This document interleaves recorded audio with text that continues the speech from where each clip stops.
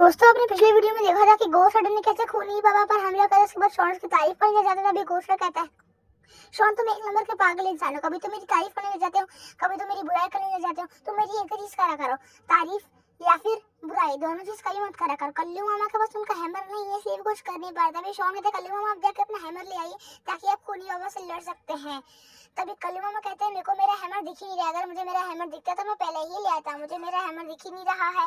तभी खूनी बाबा को होश आ जाता है। जैसे खूनी बाबा उठ के खड़ा होता है, रॉड अपनी आइस लेजर से उस पर हमला कर देता है, जिससे खूनी बाबा बेहोश हो जाता है। तभी खूनी पे कहता है, वाह रॉड तुमने तो कमाल कर दी, तुम्हारी आइस लेजर बहुत पावरफुल हो चुकी है। तुमने पिछली बार भी खूनी बाबा पर हमला किया था, तुम्हारी आइस लेजर कुछ काम की नहीं थी। तभी बुल्ली कहता है कि कैसी बेवकूफ जैसी बात कर रहे हो, खूनी पे दिख नहीं रहा। रॉड बहुत गुस्से में है। तभी बाबा लंगोटी लाल को होश आ जाता है।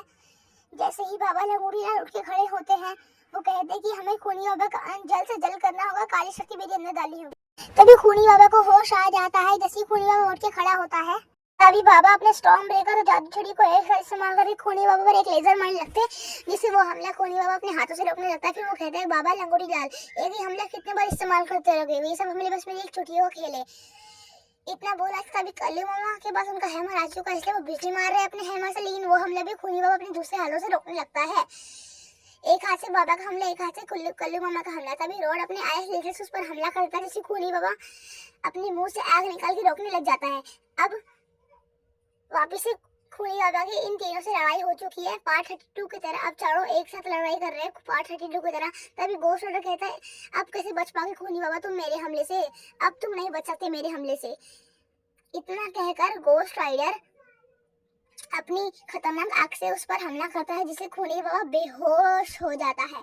उसके बाद खूनी बाबा उठ के खड़ा होता है। फिर जैसे ही खूनी बाबा उठ के खड़ा होता है, वो अपना अल्ट्रा एक्सट्रीम मोड ऑन कर लेता है, जिसके कारण वहां पर बहुत सारी बिजली निकलने लगती है उसके अंदर से और बहुत धुआं हो जाता है, बहुत धुआं हो जाता है। उसके बाद अल्ट्रा एक्सट्रीम मोड ऑन करने के बाद भी खूनी बाबा को चैन नहीं आता, वो अपने हवा में उड़ने लगता है।